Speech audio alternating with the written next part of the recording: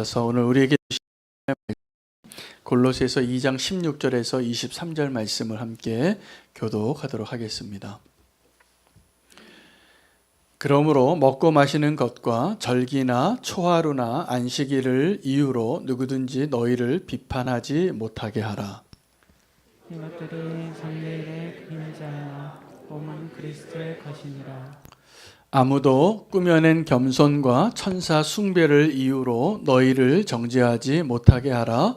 그가 그 본 것에 의지하여 그 육신의 생각을 따라 헛되이 과장하고 머리를 붙들지 않는 자라. 온몸이 머리로 말미암아 마디와 힘줄로 공급함을 받고 연합하여 하나님이 자라게 하심으로 자라니라. 너희가 세상의 초등학문에서 그리스도와 함께 죽었거든 어찌하여 세상에 사는 것과 같이 규례에 순종하느냐. 곧 붙잡지도 말고 맛보지도 말고 만지지도 말라는 것이니 이 모든 것은 한때 쓰이고는 없어지리라. 사람의 명령과 가르침을 따르느냐. 함께 읽겠습니다.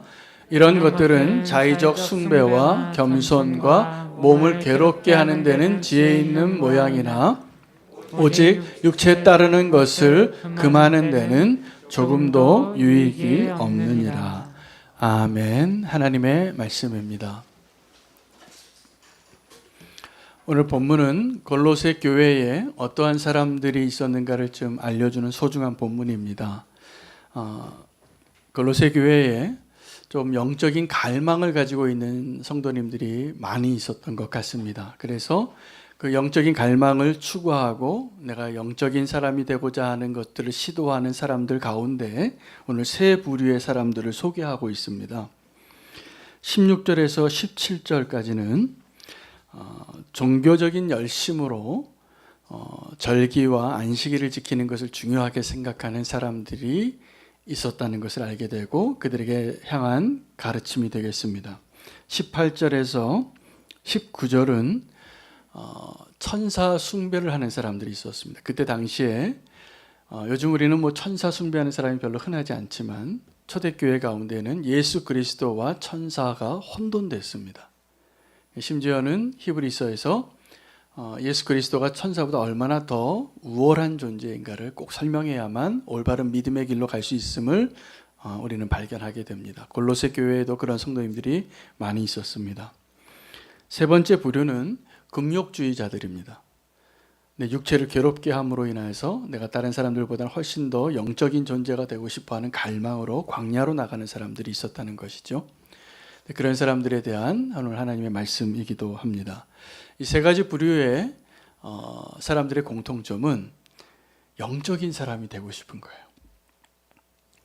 내가 더 영적인 존재가 되고 싶은 그 시도들이 있었는데 다 공통점이 또 하나는 잘못된 방법이라는 것입니다. 그래서 오늘 말씀을 통하여서 이 세 가지 종류의 더 영적인 존재가 되고 싶어 했던 사람들의 그 시행착오를 통하여서 우리 안에도 그 동일한 가능성과 갈망이 있기 때문에 정말 오직 예수 그리스도를 붙잡는 것으로 우리가 주님이 원하시는 영적인 사람으로 온전한 믿음의 사람으로 되어지기를 원합니다. 여러분, 믿음의 삶과 믿음 생활과 종교 생활이 비슷해 보이는데 굉장히 다릅니다. 우리가 믿는 복음, 우리가 예수 그리스도를 믿는다는 것은 종교 생활과는 굉장히 다릅니다. 그런데 우리가 예수 그리스도를 붙잡지 않으면 얼마든지 종교적인 삶을 사는 종교 생활을 하는 자로 되어질 수 있습니다. 많은 분들이 조금 믿음이 별로 이렇게 온전하지 못한 분들을 향하여 이렇게 형식적으로 신앙생활하는 분들이죠. 그런 분들을 향하여 나라마다 다 별명이 있습니다. 요즘 그런 별명 중에 하나가 썬데이 크리스찬이라고 있습니다. 들어보셨죠? 신앙생활을 하는데 누가 당신 종교가 뭐냐고 물으면 나 교회 다닌다 그러고 크리스찬이라고 말하고 이렇게 말은 하는데 나의 신앙생활이라는 것이 그냥 연명하는 수준인 거죠. 그래서 교회에 겨우 나와서 일주일 동안 6일 동안은 열심히 세상에서 예수님 생각 한 번도 안 하고도 살다가 그래도 내가 교회는 가야지. 내가 모태신앙인데. 그러면서 교회 나오시는 거죠. 이분들이 삶이 어떻게 됐을까? 삶의 모습 가운데 그리스도인으로서의 삶으로 살아내고 있을까? 아마 그러지 못할 겁니다. 그래서 그런 분들을 향하여서 세상에서는 많은 분들이 상처도 받아요. 믿는 사람들이 왜 저럴까? 내가 저렇게 믿으려면 안 믿고 싶다. 이런 비난의 대상이 되기도 하는 분들이기도 합니다. 이 썬데이 크리스찬이, 형식적인 그리스도인이. 여러분, 그런데 이 형식적인 그리스도인이 왜 그렇게 될까 생각해 보셨습니까? 오늘 첫 번째 부류에 해당하는 사람들인데, 우리가 이렇게 종교적인 삶을, 종교 생활을 믿음 생활로 하지 아니하고 대신해서 종교 생활 정도만 하게 되는 이유가 사실은 예수 그리스도를 붙잡지 아니하고 내 종교적인 열심으로 이 종교 생활을 열심히 하면 결과적으로 어떻게 될까요? 썬데이 크리스찬이 됩니다. 예수 그리스도를 붙잡지 않는데 종교적인 열심만 있다면. 첫 번째 부류에 정말 영적인 갈급함을 갖고 있었던 사람들의 부류가 어떤 부류냐 하면 먹는 것과 입는 것과 절기와 안식일 이런 것들을 중요하게 여기는 사람들이었다라고 소개합니다. 근데 이 사람들이 종교인이죠. 종교 활동을 아주 열심히 하는 사람들입니다. 여러분, 위대한 그 바울이 예수님 만나기 전에 어떤 사람이었냐면 이 종교의 열심이 자기 조상들보다 아주 특심이었던 사람입니다. 그가 예수님 만나지 않았다면 아마 계속 그 열심, 종교적인 열심으로 누군가를 비판하고 잡아들이고 내가 눈에 거슬려서 저 사람은 도저히 용납할 수 없는 자로 살든지 아니면 썬데이 크리스찬이 되는 겁니다. 이건 너무나 당연합니다. 왜냐하면 우리가 종교 활동을 열심히 하는데 진짜 생명이 없잖아요. 정말 예수 그리스도를 붙잡지 못하고 우리가 정말 믿음으로 사는 믿음의 대상이 주인이 아니고 내 열심이 대상이 되면 여호와의 집을 향한 열심이 나를 삼키는도다 이렇게 되는 겁니다. 사실은 썬데이 크리스찬이나 아주 율법적인 사람이 같은 부류예요. 어떤 면에서요? 예수 그리스도를 붙잡지 않는다는 면에서 똑같습니다. 로마서 12장에는 우리가 드려야 할 정말 영적인 예배는 너희 몸을 거룩한 산 제사로 드리라. 이것이 너희가 드려야 할 영적 예배니라. 여러분, 영적인 예배는 우리의 몸을 그리스도에게 온전히 드리는 것. 이것이 영적인 예배는 굉장히 총체적인 개념인데 우리는 영적인 생활을, 종교 생활을 구분하기 시작하면 이렇게 됩니다. 여러분, 종교 생활이랑 믿음 생활이랑 어떤 게 더 큰 범위의 일일까요? 어떤 게 더 큰 일일까요? 믿음 생활이 훨씬 큰 일입니다. 믿음 생활 안에는 종교 생활이라고 흔히 말하는 이런 종교적인 행위들이 다 포함되어져 있습니다.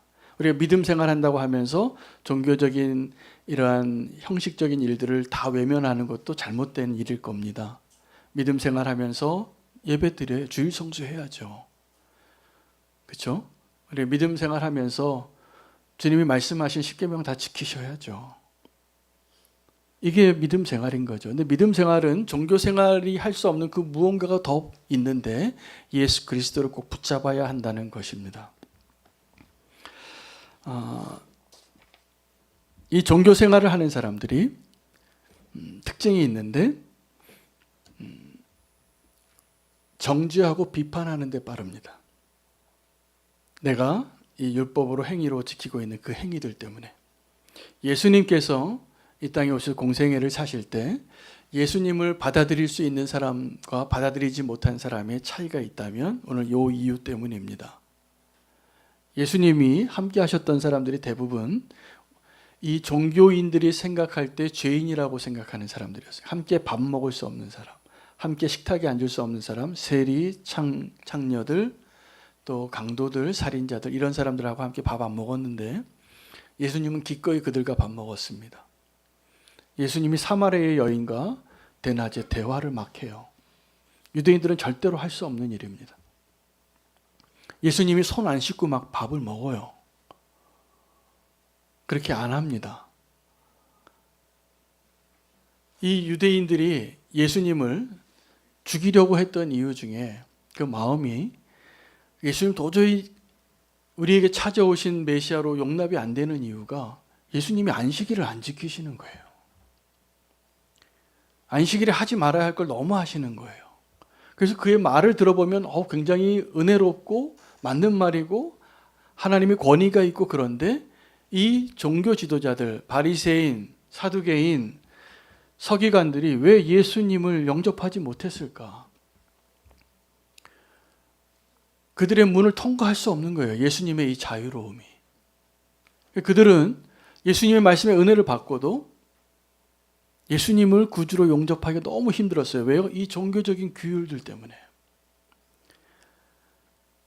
베드로가 사도행전에 보면 예수님의 수제자고, 그 성령의 역사하심으로 베드로가 초대교회 담임 목사인데도 불구하고 이 베드로가요, 하늘에서 그 환상을 3번씩이나 보고도 하나님이 이 정결치 못한 짐승들 잡아먹으라고 하나님이 말씀해 주셨는데 뭐라고 얘기하는지 다 아시죠?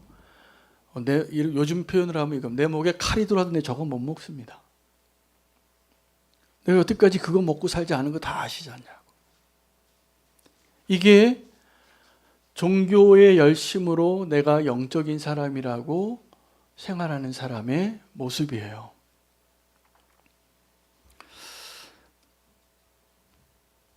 그 종교를 붙잡는 일, 종교적인 열심으로는 주님이 우리에게 주시고자 하는 거룩한 삶과 구원이 가능하지 않습니다. 제가 이 비유를 우리는 교회에서 설교하면서 벌써 3번째 비유하는 것, 예화를 드는데, 꽤 오래전에 미국에서 설문조사한 실제적인 데이터죠. 미국에 남부 바이블 벨트가 있습니다. 이 남쪽에 그 침례교인들과 아주 신실한 성도들이 사는 지역에, 거기는 아주 믿음이 좋은 사람들이 다 사는데 아주 충격적인 결과가 나왔어요. 그 미국에서 운영하는 음란 사이트에 누가 가장 많이 접속을 하는가 봤더니 그 남부 지역에 예수님 잘 믿는, 교회 잘 다니는 사람들이 밤에는 다 거기 들어가서 그거 보고 있었던 거예요. 그 접속자 숫자가 굉장히 높은 게 나와서 충격을 받았어요. 그 결과 자체가. 근데 이것을 통해서 저는 믿음 좋은, 아마 거기는 목사님도 포함됐을 것 같고 장로님도 포함됐을 것 같고 권사님, 집사님, 뭐 신실한 분들도 다 포함되지 않았을까 싶어요. 근데 그분들의 생각에는 이런 거죠. 내가 잠깐 좀 생각을 좀 환기하려고 이런 데 한번 사이트 한번 들어가 볼까? 라고 그 음란 사이트에 들어가 보면서 어떤 생각을 했을까? 어떤 생각을 했을까? 첫째, 아무도 보고 있지 않다라고 생각한 거죠. 둘째, 나는 실제로 간음을 하거나 저 몸을 파는 여인들에게 가는 그러한 죄를 짓지는 않았어 라고 생각했을 가능성이 높습니다. 근데 그게 사단이 정말 우리를 공격하는 더 치명적인 무기예요. 왜냐하면 예수님께서 이 땅에 오셨을 때 실제로 창녀를 만나고 실제로 살인을 하고 실제로 세리와 같이 정당하지 않은 방법으로 돈을 벌었던 사람들은 예수님을 만나고 영접했는데, 그때 당시에 동일하게 위선적인 삶을 살던 사람들은 예수님을 죽이려고 했어요. 예수님을 죽이려고. 근데 지금도 동일한 일이 일어날 것입니다. 이 종교적인 삶을 사는 사람들. 여러분, 그 종교적인 삶을 사는 사람들을 뭐라고 표현하냐면 그들이 장래일의 그림자를 붙잡고 산다라고 말합니다. 그들이 지키는 모든 절기와 먹는 것, 마시는 것, 그 유대교 전통의 모든 종교적인 안식일을 지키고 1년에 3번씩 남자들이 어떻게 제사를 드리러 나와야 하고 그 제사의 절기를 어떻게 되는, 이 모든 것들이 다 장래일에 이루어질 그림자를 의미해요. 진짜는 따로 있어요. 근데 그 그림자만 붙잡고 사느라 진짜 예수님이 오실 때 예수님 붙잡지 못하는 거예요. 종교적인 열심으로 여러분 그냥 머물러 있지 마셔야 합니다. 우리가 예수 그리스도를 붙잡지 못하고 종교적인 열심으로 만족하게 되어지면 반드시 아주 형식적인 그리스도인이 될 겁니다. 예배드리는 게 즐겁지 않아요. 은혜가 안 돼요. 찬양이 즐겁지가 않아요. 내 안에 예수 그리스도를 붙잡고 있지 않기 때문이죠. 두 번째는 천사 숭배하는 사람들입니다. 이 천사 숭배하는 사람들은 어떤 생각을 가지고 더 영적인 존재가 되고자 했냐면, 우리가 하나님께 기도하고 하나님께 예배하는데 우리가 직접 하나님을 만날 수는 없으니 천사의 도움을 받아야 된다라고 생각했어요. 그리고 이것이 겸손한 거라고 말했어요.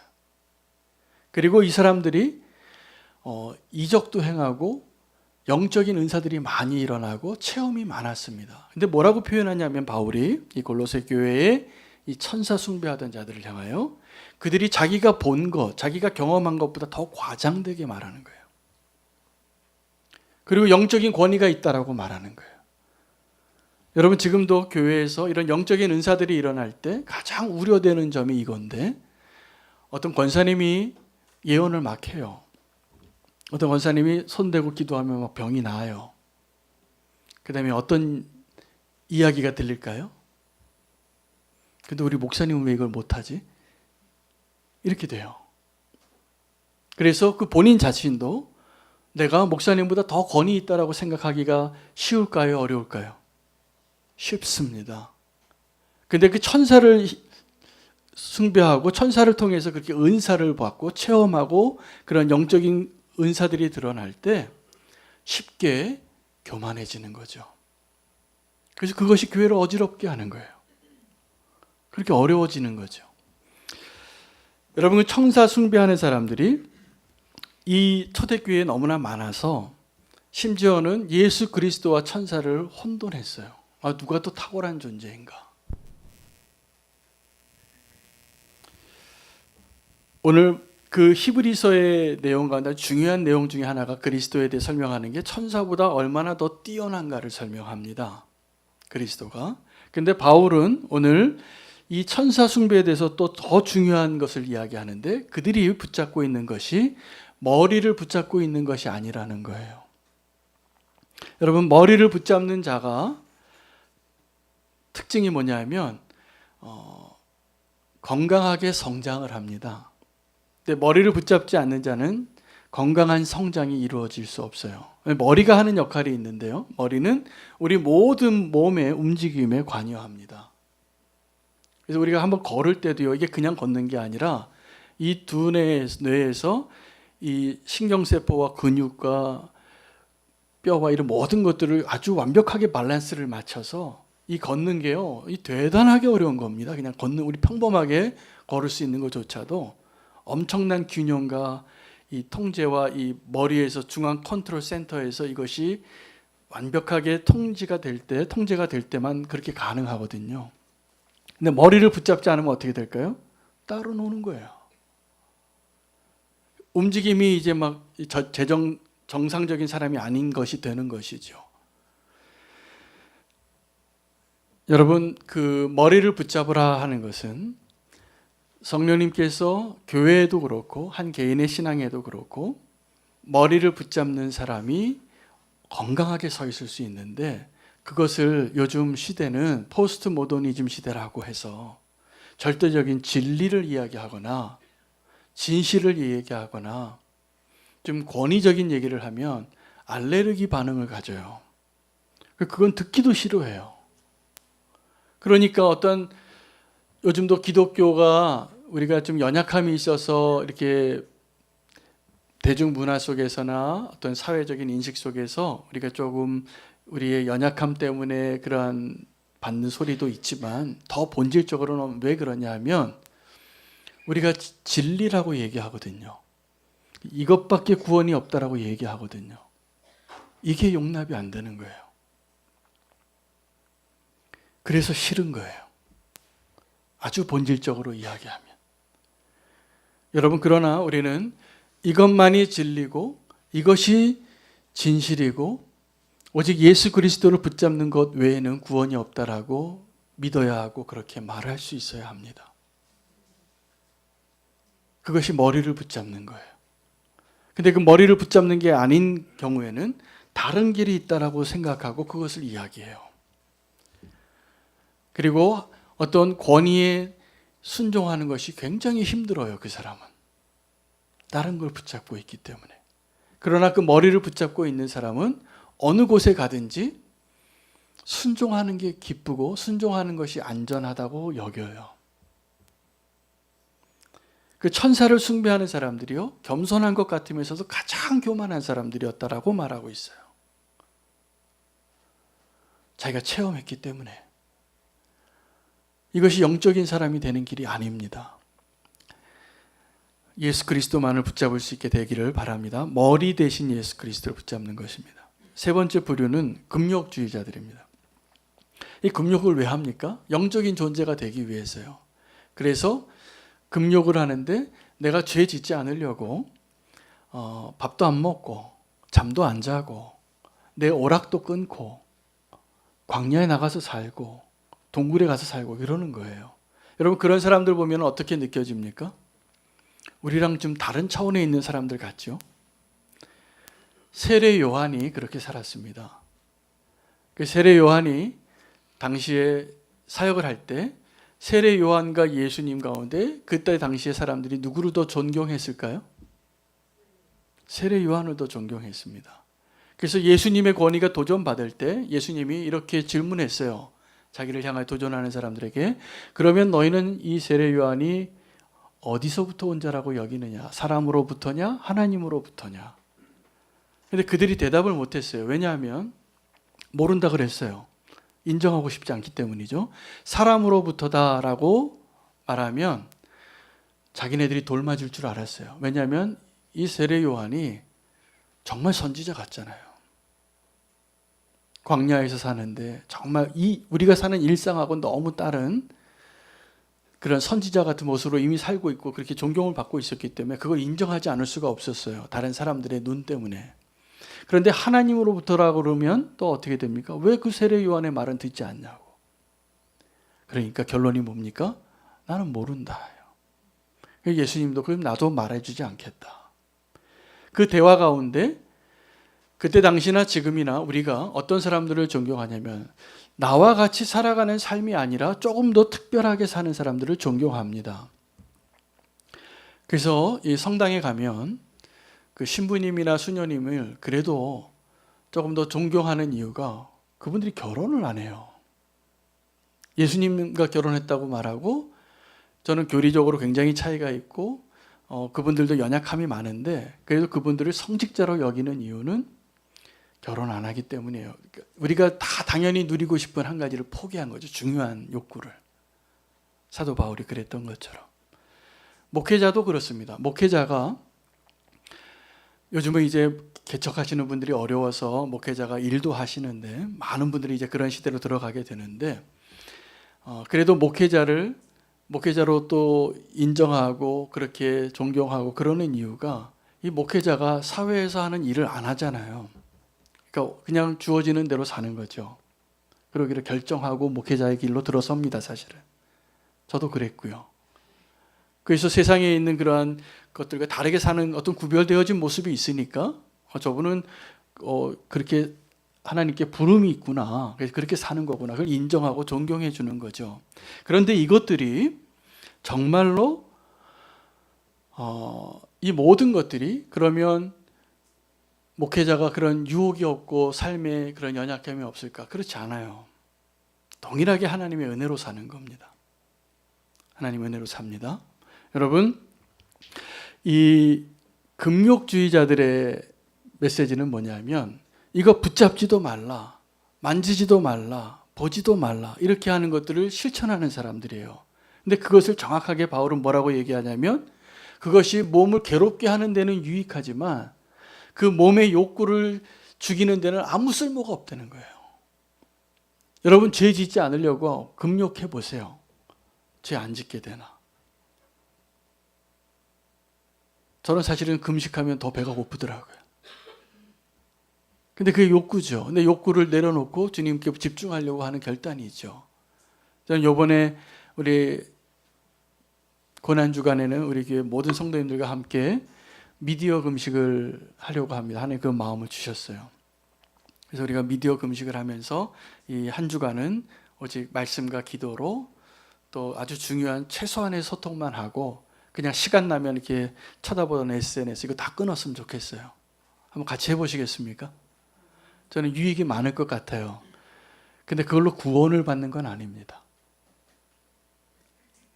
그것으로 우리가 구원을 보장받는 건 아니라는 것이죠. 유익이 있어요. 어느 정도. 그래서 뭐라고 얘기하냐면 바울이 그 금욕적인 그러한 영적인 시도들에 대해서 그것은 잠시 사용했다 버려야 될 거라는 거예요. 그 초등학문이라는 거예요. 우리를 괴롭게 하는 데는 유익한데 우리의 육체의 욕구를 제거하는 데는 전혀 도움이 안 돼요. 사실은 그 금욕주의가. 여러분 그 무슬림들이나 이 아랍 사람들이 이 다 가리고 사는 이유가 뭐냐면 성적인 자극을 줄까 봐요. 여자들이. 그럼 그 나라가 성적으로 굉장히 경건하게 살까요? 그렇지도 않아요. 그 아무리 가려도 눈만 바라보는데 그 남자 중심적인 사회에서 그 여자가 살을 보여주며 성적인 자극을 받는다고 다 가리고 다니라는 거예요. 자기가 그런 마음을 품지 않으려고는 생각 안 하고 다 여자들한테 책임을 묻는 거죠. 그럼 그 사람들이 그럼 성적으로 더 경건하고 거룩하게 사느냐? 그렇지 않아요. 다 똑같은 죄인이에요. 자, 이제 우리가 그러면 오늘 이 세 가지 부류의 사람들, 첫째가 어떤 부류죠? 종교적인 열심들. 두 번째, 천사 숭배하는 자기 체험 위주의 은사주의자들. 또 세 번째, 금욕주의자들. 이러한 사람들의 시도가 왜 일어났습니까? 내가 조금 더 영적인 사람이 되고 싶은 거예요. 근데 그걸로는 가능하지 않다는 겁니다. 영적으로 우리가 영적인 사람이 되는 길은 예수 그리스도를 닮아가는 것을 우리가 영적인 것이라고 얘기해야 합니다. 우리는 자꾸 영적인 것이 저 수도원에 가고 이 현실은 포기하고 기도만 하는 사람, 현실적인 삶은 포기하고 그렇게 영적인 것만 추구하는 사람이 영적인 사람이 아니라 그 사람들은 사실은 영적인 사람이라기보다는 현실 부적응자들이 많아요. 정말 영성은 우리가 있는 그 자리에서 예수 그리스도를 닮아갈 수 있는 자가 되어야 합니다. 여러분 예수 그리스도를 닮아가려면 어떻게 되냐면요. 예수님과 함께하는 시간이 많으면 돼요. 예수님과 함께하는 시간이 정말 많으신가요? 저는 제 아내와 지금 이제 내년이면 결혼 30주년인데요. 저하고 아내처럼 이 성격이 반대인 사람이 없어요. 정반대예요. 저는 외향적이고 아내는 내향적이고 저는 아주 교만하고 아내는 아주 겸손하고 저는 결정하는 걸 아주 좋아하고 아내는 결정하는 걸 싫어하고 이런 두 사람이 만나서 사는데 어떻게 살았을까요? 잘 살았어요. 근데 나중에 보니까 한 30년 살다 보니까 닮았대요. 왜요? 제가 보니까 이렇게 다른 사람인데 같이 한 30년 같이 한 집에 살다 보니까 닮아가요. 가족들 닮아가요. 성도 예수님과 함께하면 닮아가요. 저는 가끔가다 그런 얘기를 들어요.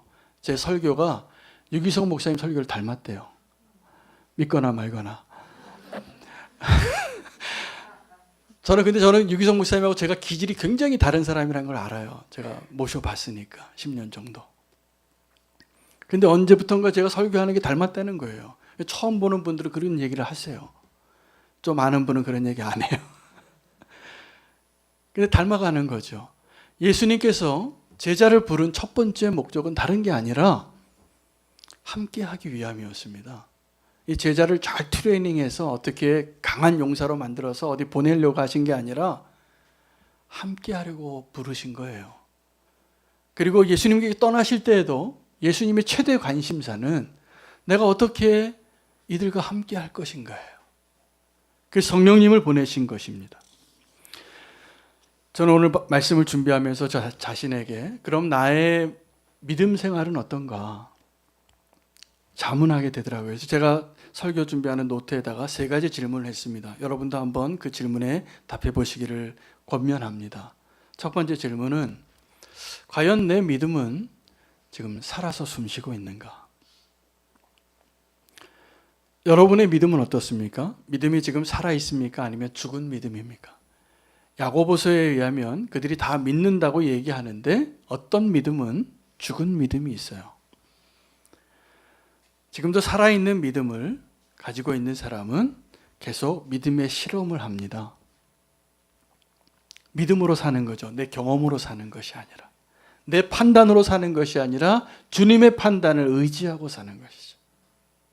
이게 믿음으로, 살아있는 믿음으로 사는 거예요. 근데 이 살아있는 믿음으로 사는 게 어떠냐 하면 두려워요.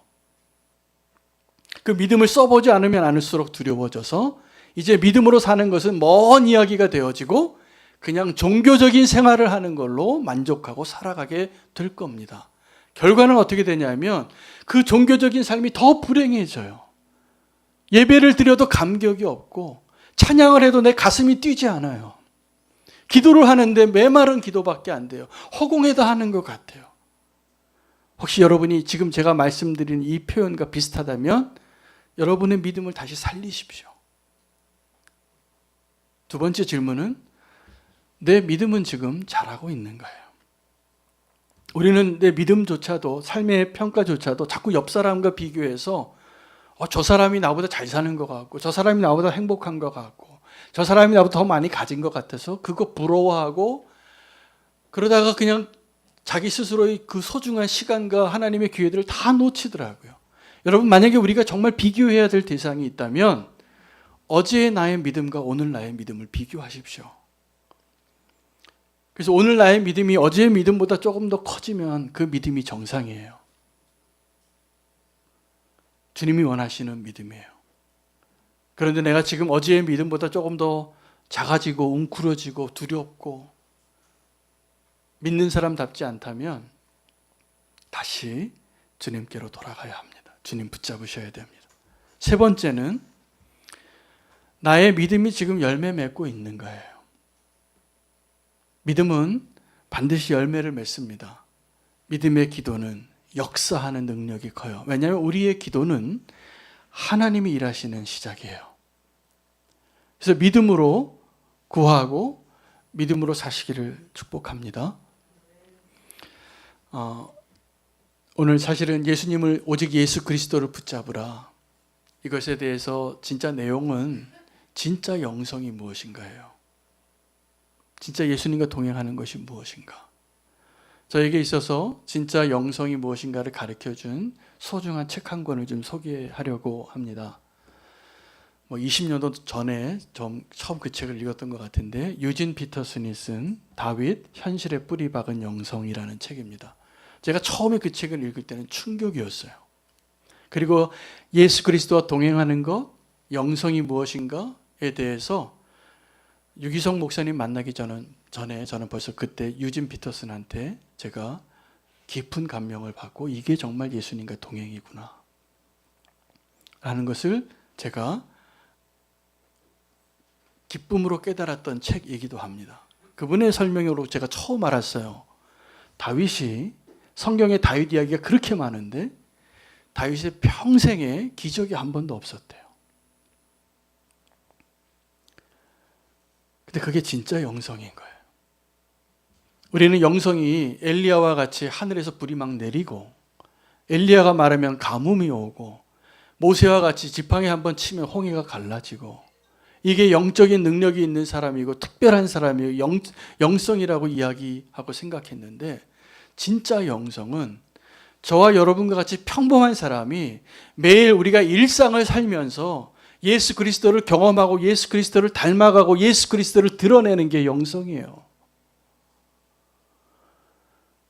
그래서 영성은 오늘 이 예배하는 이 공간에서 우리가 경험하는 보여지고 있는 드러나는 모습과 밖에서의 모습이 똑같아야지 그것이 진짜 영성이에요. 영성은 아주 현실적인 거예요. 그래서 바울도 로마서 12장에 너희가 너희 몸을 거룩한 산 제사로 하나님께 드리라. 이것이 너희가 드려야 할 영적인 예배라는 거예요. 근데 우리는 그 영적인 예배를 오해하고 나의 현실에서의 삶은 외면하고 이것과는 상관없이 영적인 일만 자꾸 나아가려고 하면 오늘 골로새 교회를 향하여 바울이 이야기했던 세 가지 그 잘못된 시행착오를 우리가 반드시 할 겁니다. 오직 예수 그리스도를 온전히 붙잡는 것, 나의 삶의 자리에서. 그때 주님은 저와 여러분 같이 그 평범한 사람을 통하여 정말 이 사람이 가장 영적이다. 여러분 다윗의 삶을 보면 영적이지 않은 치열한 삶 가운데 있었어요. 사느냐 죽느냐의 문제지 언제 가서 고요하게 기도할 시간도 없었어요. 그를 따르는 사람들이 막 너무 많으니까 그들 데리고 아둘람에 구울 사람들 데리고 그 사람들이 막 돌 던지는 상황 가운데 있어도 주님께 묻고 주님을 붙잡고 사람들이 생각하는 그 판단과 생각과는 전혀 다른 모습으로 다윗이 이 땅에서 우리가 누려야 할 진짜 영성을 보여준 거예요. 심지어는 그 다윗의 삶 가운데는 우리가 손가락질할 수밖에 없는 아주 용납할 수 없는 죄악의 모습까지도 포함되어져 있어요. 근데 이게 진짜 영성이에요. 저는 사실 다윗의 삶 가운데 다윗이 주님과 동행하면서 걸어왔던 그 사울이 인정할 수밖에 없는 하나님의 사람이라는 그 놀라운 영적인 탁월함 때문에 다윗을 다윗다게 하는 것도 있지만 다윗이 범죄했을 때조차도 진짜 영성이 뭔가를 보여주더라고요. 회개는 그렇게 하는 거예요. 나단이 찾아오면 내가 왕인데 저 나단을 죽이려고 하는 게 아니라 자기가 회개하는 거. 이게 어떻게 가능합니까? 잠깐 한눈 팔아서 내가 범죄하고 쓰러지고 연약한 모습, 비참한 모습이 될 수는 있지만 주님이 다시 한번 나에게 나단을 보내주면 내가 바로 그 사람이다, 맞다 라고 인정할 수 있는 것. 여러분 이거 굉장히 수준 높은 영성입니다. 이게 잘 안 돼요. 어려운 거예요. 우리가 주님을 붙잡고 살면 정말 우리 삶의 어떠한 자리에 있든지 주님과 동행하며 주님이 우리에게 주시는 가장 큰 축복을 놓치지 않고 살 수 있는 그 축복을 누리게 될 것입니다. 오늘 주님께서 그 평범한 사람, 저와 여러분 같은 그 사람을 통하여서 부흥이 시작될 거라고 믿어요, 저는. 근데 그 부흥이 어떤 산 위 꼭대기에 올라가서 부흥회에서 수련회에서 얻는 것이 아니라 오늘 우리가 평상시의 삶을 살다가 설거지 하다가 또 마당 쓸다가 또 우리가 현장에서 힘쓰고 일하고 치열하게 살다가 주님의 임재를 경험하고 그것에서 주님과 함께 누리고 대화하고 동행하고 나를 지킬 수 있다면 그것이 주님이 저와 여러분에게 원하는 진정한 영성입니다. 너무 산꼭대기로 올라가지 마시기 바랍니다. 오늘 나의 모습 그대로를 가지고 주님과 동행할 수 있는 자로 주님 앞에 결단하시기를 축복하며 봉헌 찬양 드리고 우리 하나님께 결단하겠습니다. 다시 일어나 찬양을 통하여서 주님 앞에 우리의 믿음의 고백이 되어지기를 원합니다. 주님 우리에게 다시 한번 영적인 회복을 주시고 이 자리에서 주님과 동행하게 해주시옵소서. 찬양하겠습니다.